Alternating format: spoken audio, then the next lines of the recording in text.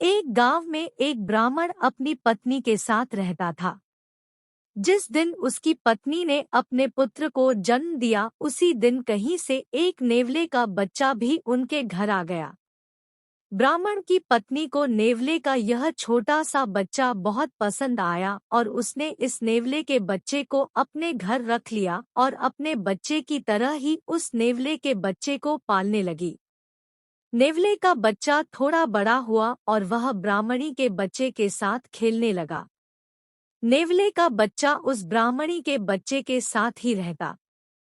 दोनों में खूब प्रेम हो गया। ब्राह्मणी यह देख बहुत खुश होती थी, लेकिन कहीं न कहीं उसे यह शंका भी रहती थी कि नेवला है तो एक पशु, कहीं यह मेरे बच्चे को नुकसान न पहुंचा दे।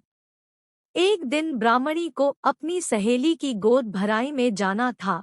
उसने अपने पति से बच्चे की निगरानी करने को कहा और चली गई।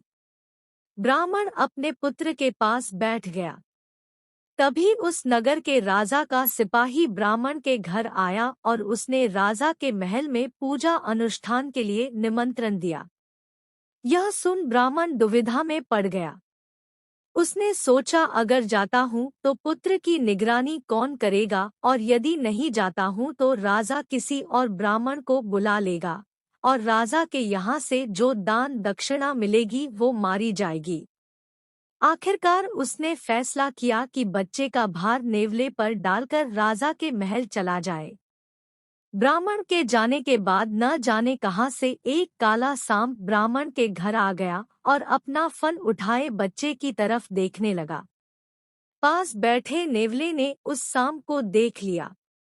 जैसे ही सांप बच्चे के नजदीक पहुंचा, नेवला फुर्ती से उस सांप पर टूट पड़ा और उसका सर अपने मुंह में दबाकर उसे यमलोक पहुंचा दिया। संयोग से उसी समय ब्राह्मण और ब्राह्मणी दोनों भी वापस आ गए। नेवले ने जब दोनों को आता देखा तो वह ब्राह्मणी के पास आ गया और अपनी स्वामी भक्ति को दिखाने के लिए उछलने कूदने लगा।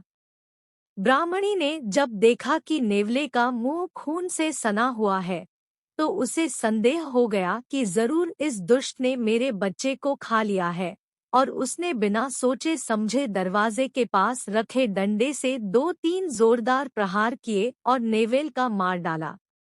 जब ब्राह्मणी और ब्राह्मण दौड़कर अपने पुत्र के पास पहुंचे तो देखा कि बच्चा तो खुशी खुशी अपने पालने में खेल रहा है और पास में मरा हुआ एक काला सांप पड़ा है। यह देख दोनों सब समझ गए और अपने किए पर पछताने लगे। बिना सोचे समझे फैसला लेने का परिणाम आपको कैसी लगी ये कहानी कमेंट में अवश्य बताएं। लाइक एंड सब्सक्राइब कर दे।